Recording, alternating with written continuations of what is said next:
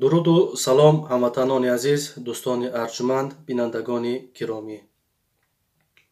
Ман Шарофддин Гадоев аз тариқи шабакаи фейсбук ва ютуб аз канали Паймони Миллии Тоҷикистон дар пахши мустақим бо шумо ҳастам. дӯстони азиз, мехостам имрӯз дар мавзӯи Раҷабалӣ Одинаев, соҳибмулки ширкати Умид 88 суҳбат кунам.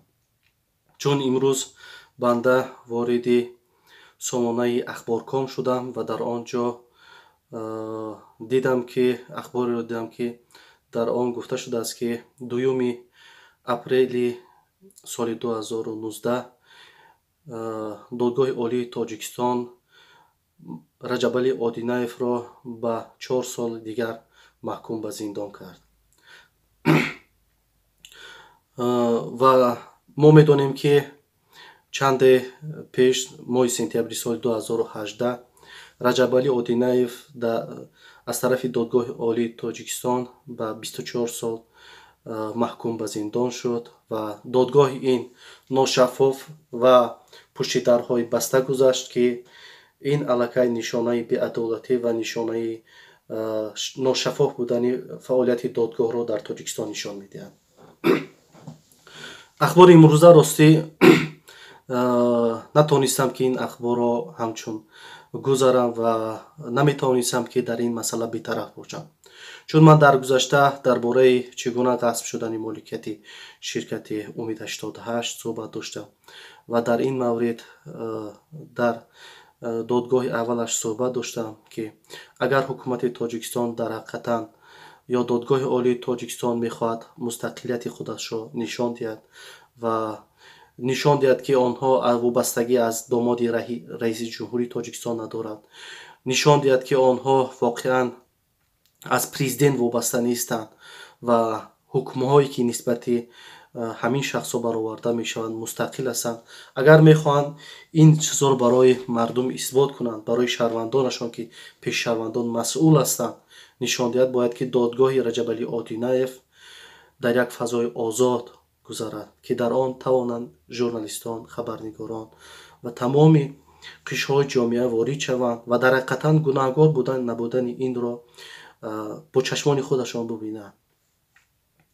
мо инро гуфта гузаштем ва имрӯзам дар ҳамин фикр ҳастем, ки агар воқеан онҳо мехоҳанд, ки мардум бовар кунад, ки дар ҳақиқатан Раҷабалӣ Одинаев ҷиноят содир кардааст, бояд додгоҳи ин пушти дарҳои баста нагзарад, ба хотири оне, ки дар кирдору ва амалҳое, ки ҳукумати Тоҷикистон ё мақомоти тафтишотӣ гунаҳгор мекунад, дар он кирдорҳо ҳеҷ амале содир нашудааст, ки бояд, ки пушти дарҳои баста гузарад. дар пушти дарҳои баста гузарондани ин танҳо ба манфиати хонадони Раҳмонов ва онҳое, ки бизнеси ин Раҷабалӣ Одинаевро ғасб кардаанд. аслан ғасби моликияти Раҷабалӣ Одинаев ва аз ин бозори маводи сӯзишворӣ берун кардани ин бо қарори худи хонаводаи Раҳмонов содир шудааст. мо бисёр хуб медонем, ки дар чунин қарорҳо дар атрофи як дастархон сурат мегирад ва худи дар ин қарор қабул кардан худи азизамо Саъдуллоева, зани раиси ҷумҳурии Тоҷикистон, домоди раиси ҷумҳурии Тоҷикистон Соҳибов Шамсулло, духтари раиси ҷумҳури Тоҷикистон Рухшонаи Раҳмон дар ин кор даст доранд ва бевосита онҳо кӯмак кардагӣ ҳастанд ва қарорро худи раиси ҷумҳури Тоҷикистон баровардааст. рӯзе, ки Раҷабалӣ Одинаев дар қарор буд, ки ҷаласаи ҳамун рӯз бо тоҷирҳо сурат мегирифт дар соли 2017, бояд, ки ба ҳамин ҷаласа мерафт, вале инро дар роҳ боздошт мекунанд ва ба агентии зидди фасод мебаранд. яъне ин барнома бар болои Раҷабалӣ Одинаев пешакӣ таъризӣ шуда буд ва дар он ҷо раиси ҷумҳур баромад мекунад, мегӯяд, ки Умид 88 фалону беҳмадону бисмадон. танҳо ба хотири чӣ? Ба хотири ғасби моликият ин دستگیری به واسطه رئیس جمهور بود که یعنی فرمان از جانب خود رئیس جمهوری تاجیکستان بود. در بسیار از جنایت ها و غصب کردن مالکیت مردم خود رئیس جمهوری تاجیکستان دست دارد. بعضی ها میگویند که رئیس جمهور خبر ندارد، دامادهایش این کارا میکند، نزدیکانش این کارا میکند. باور کنید رئیس جمهور خبر دارد از همه اینها. رئیس جمهور همه اینها رو میداند، ولی منفیت خانواده‌اش که هست به خاطر منفیت خانواده‌اش انجام میدهد. ولی در بعضی جایها خودش این کارو میکند. اون مسخره بازی هایی که در برآمدهایش میکند آنها هیچ اساس ندارند. ولی در غصب مالکیت امید 88 و در غصب دیگر تجارها چیکار میکند؟ اینها دست دارند. خودی رئیس جمهور و امید 88 هم اولین تجار نیست و آخرین تجار هم نبود. به این خاطر امروز آن چیزی که بالای امید 88 می شود، من باور دارم که اینها همش به خاطر غصب مالکیت یک نفری که برای ملت دولت خدمت کردگی است. بیشتر از 1200 نفر از صاحب جای کاری دائمی کردگی است و با آنها معاش مزد مهنتی خوب میداد و مردم از در این شرکت کار میکردن راضی بودن. ولی اینقدر خدمت ها، اینقدر زحمت ها، اینقدر کار و فعالیت برای مردم دولت عاقبتش قربان منفعت جویی خانواده رحمانوف شد و بیچاره امروز در زندان است. و مثل صدها تجارهای دیگری ما داریم که امروز متاسفانه در زندان رحمانوف به خاطر مالکیتشان که هم مالکیتشان رو گرفتن و بردن باز با تهمت با بهتان پشت پنجره کردن. و باز میگویم که امید 88 اولین نفر نبود و به مثل امید 88 رجب علی آدینایف دهها و صدها انسان‌های دیگر در زندان رحمانوف نشسته‌اند. امروز سبب‌های بیکاری، سبب‌های عقب ماندن تاجیکستان، در سطح پست قرار گرفتن سطح زندگی مردم از همین تجربه‌هایی که بالای تجارها می‌شود از همینا وابسته دارد. چرا؟ در گذشته امروز که بسیاری مردم تاجیکستان میروند در عذاب هستند، در روسیه در دیگر جا زحمت میکشند، همین قدر گپی پست بلندی مردم گوش میکنند، در خونیکا مرده میروند بیچاره، میاناشون درد میکنند، بچهای جوان همه به کسل زدن، همه به بیماری و این زدن. سببش این است که در تاجیکستان جای کار پیدا نکردن. تاجیکستان، حکومت تاجیکستان با رهبری امام علی رحمانوف نتونست به میلیون ها شهروند تاجیکستان جای کار آماده سازد که مردم تاجیکستان توانند در کشور صاحب جای کار شوند.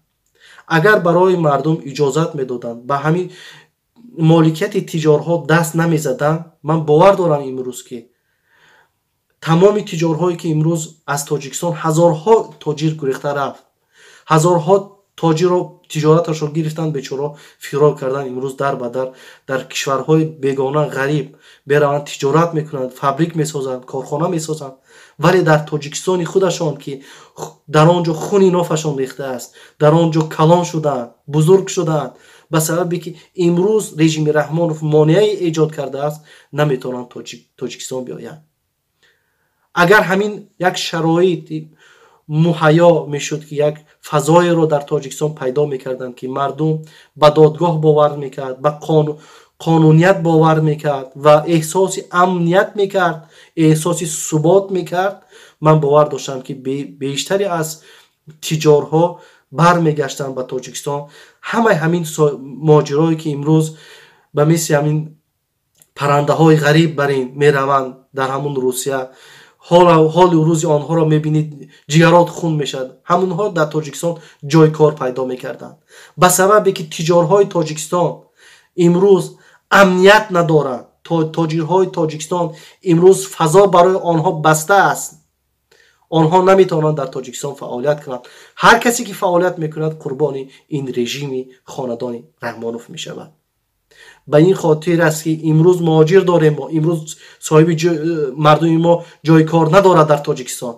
امروز اگر رژیم رحمانوف نمی بود дар тоҷикистон заводу фабрикаҳои корхонаҳои зиёд мардум бунёд мекарданд. Ҳамин мардуми тоҷикро ҷамъ мекарданд. Сатҳи зиндагии мардум умуман дар дигар сатҳ қарор дошт. ба сабабе ки имрӯз натонистанд, фақат дуздиданд, хӯрданд, фақат миллионҳо доллари мардумро дуздида бурданд ба кишвари хориҷа ва дар суратҳисобҳои афшории худшон ҷобаҷо карданд. вале барои миллат давлат фақат инҳо доғ овардагӣ ҳастанд. Инҳо ҳастанд ки имрӯз хиёнат бар ҳар як ҷавони ин миллат мекунанд, хиёнат ба ҳар як пиразани ин сарзамин мекунанд, ба ҳар як тифли навзоди ин кишвар мекунанд. Ин хиёнати бузург аст ки онҳо имрӯз моликияти мардумро ғасб мекунанд ва дигарҳо наметавонанд вориди ин бозор шаванд. ман ба ҳукуматдорони тоҷикистон, ба худи онҳое ки дар дуздӣ кардани моликияти Умед 88 даст доштанд, ман пешниҳод мекунам ки агар шумо баҳонае пеш меоред ки Умед 88 ҷиноят содир кардааст, бояд дар бағали он вазири молияе ки барои Умед 88 ин маблағро додааст бояд дар паҳлӯи Умед 88 бошад. раиси ҷумҳури Тоҷикистон ки барои додани ин қарз имзо гузоштааст, ризоят додааст ки ин маблағ танҳо бо ризояти президент дода мешавад, бояд ки дар бари Умед 88 имрӯз дар зиндон бошад.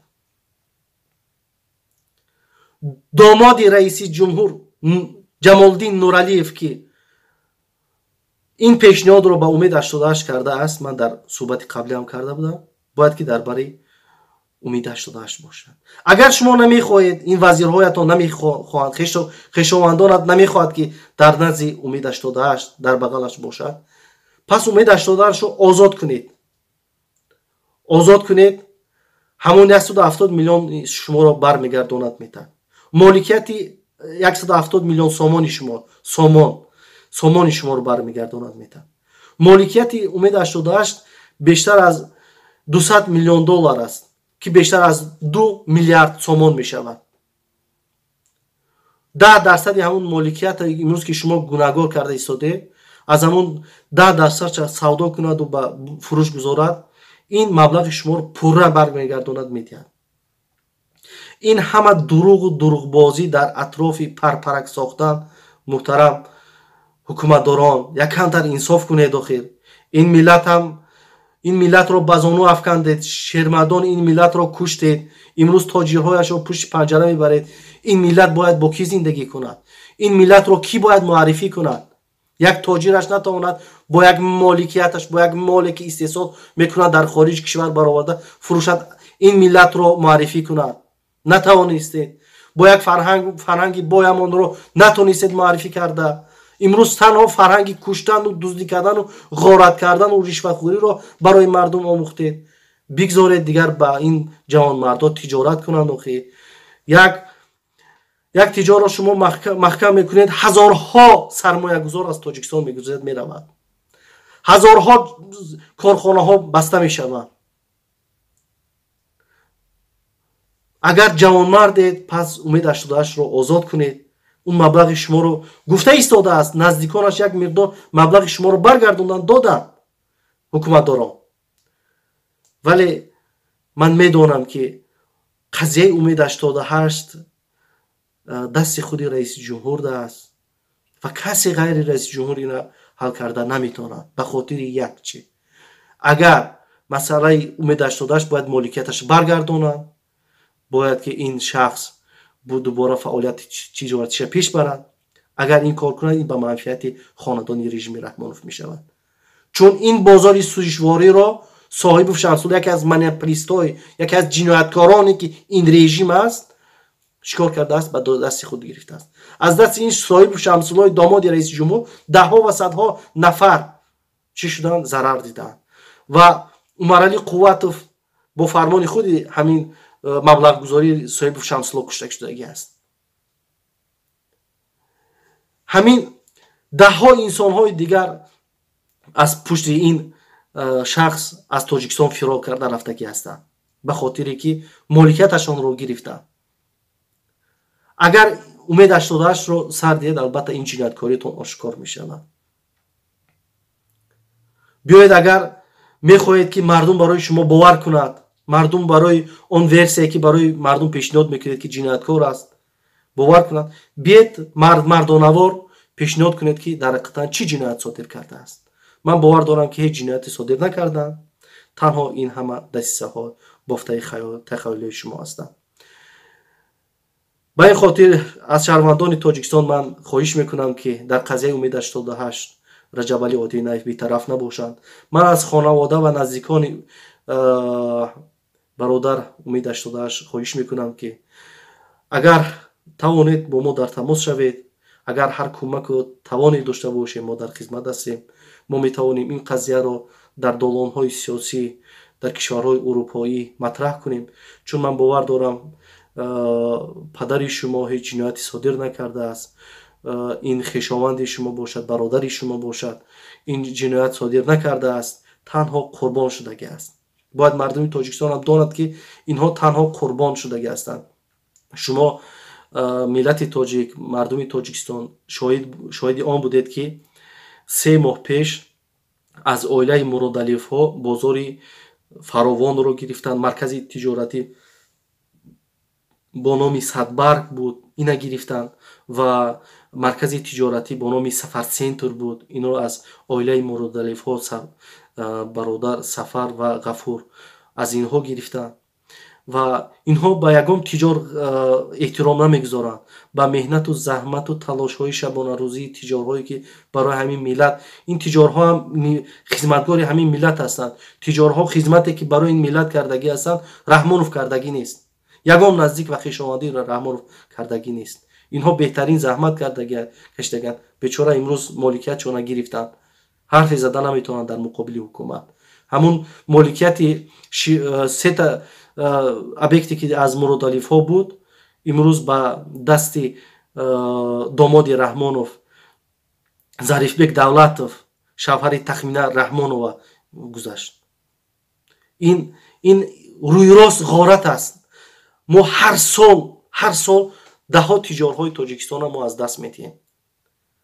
даҳҳо инсонҳое ки барои Тоҷикистон, барои мардуми Тоҷикистон ҷойҳои кории нав ташкил кардагианд, заҳмат кашидагианд, дар бари иқтисоди Тоҷикистон, дар бари мардуми иқтисоди Тоҷикистонро бардоштагӣ ҳастанд. инҳоро чӣ кор карданд? имрӯз як моликияташонро мегиранд, пушти панҷара мебарандшон. ба ин хотир ман пешниҳод мекунам ки тоҷирҳои дигаре ки мо дорем, онҳо бетараф набошанд. мо дар хизмат ҳастем. мо метавонем ки ҳамин масъалаҳоро баррасӣ кунем, партоем дар байни мардум, гап занем.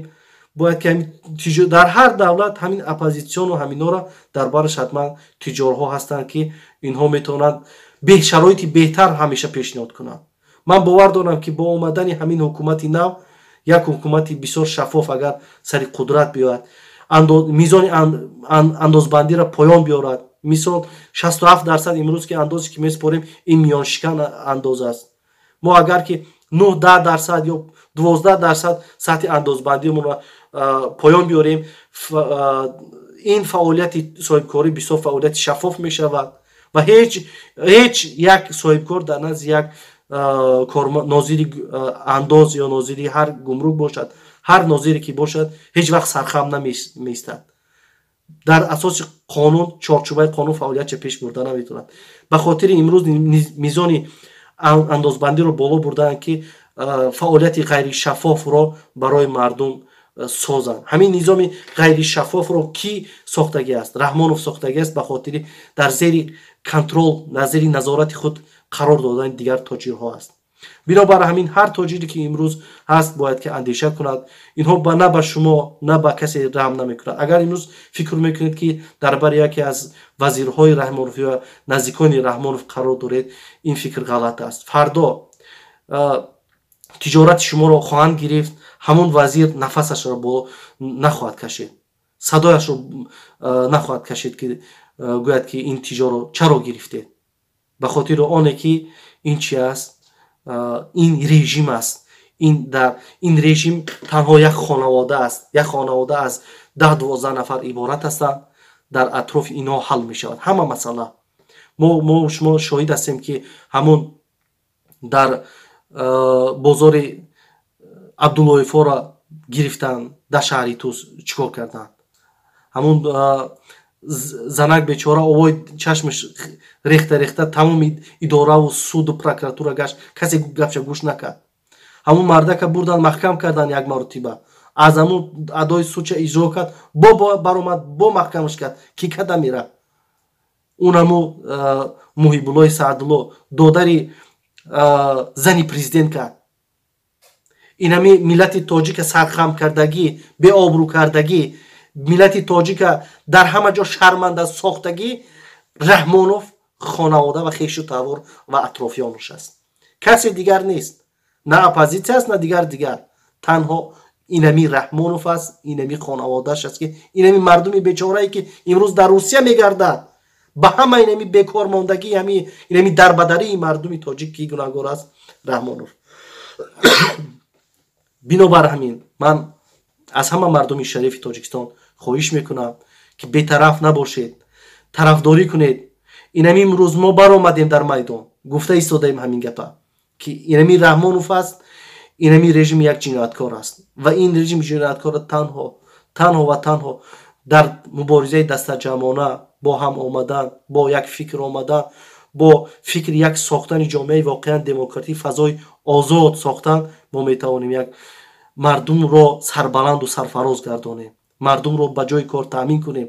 бубинед бародарои азиз, агар мо як фазои солим созем, як фазои дуруст бошад, як фазои қонунмеҳвар бошад ки дар ин ҷо додгоҳҳои мустақил бошад, як полис омада моликияти як каси дигарро кашида нагирад, прокурор бо ҳар баҳона омада ришват нагирад, як фазои солим қонунмеҳвар ба вуҷуд биёяд, ҳам тоҷир меояд, ҳам сармоягузор меояд, ҷойҳои корӣ мешавад, иқтисоди кишвар пеш меравад ва мардум дар як фазои орому осуда, дар як суботи воқеан, дар як суботи ки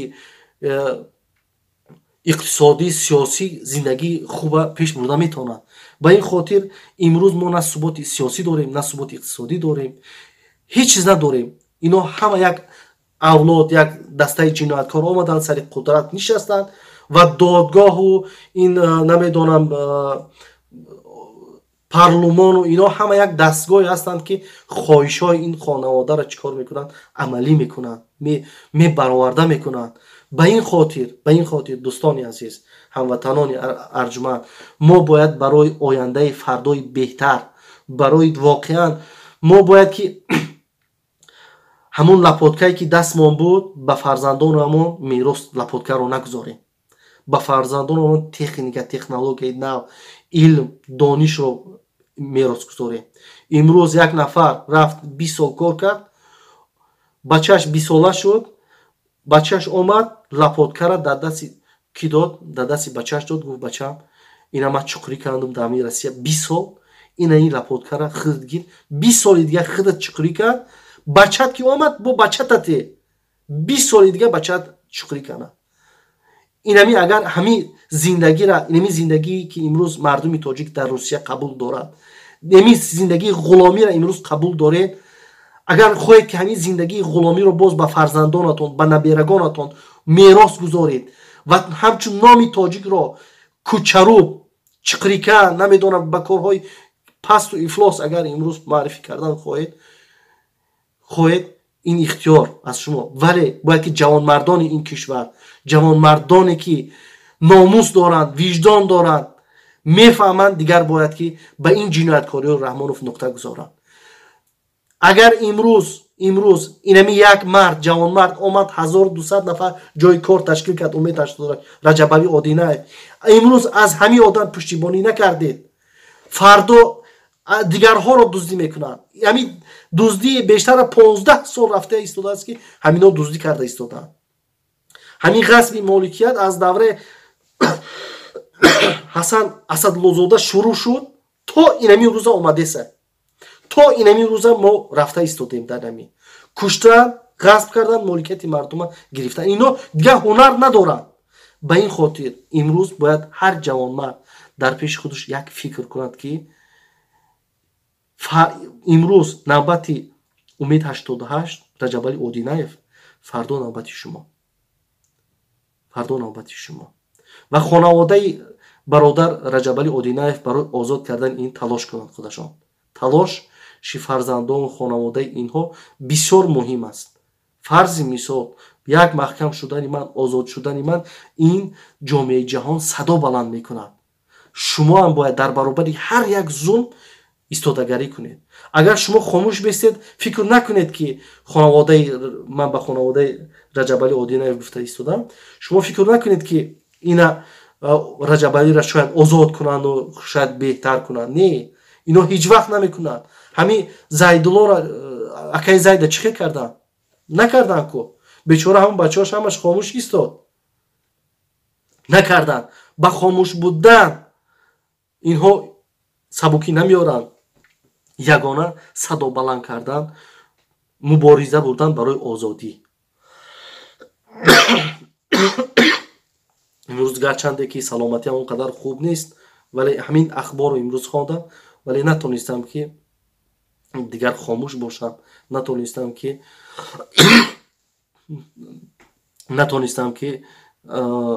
ҳамин масъаларо нодида гирам. ба ин хотир ман маҷбур шудам имрӯз ки дар ин маврид суҳбат кунам ва гӯям ки Раҷабали Одинаев бегуноҳ аст, танҳо ба хотири моликияташ имрӯз дар пушти зиндон аст.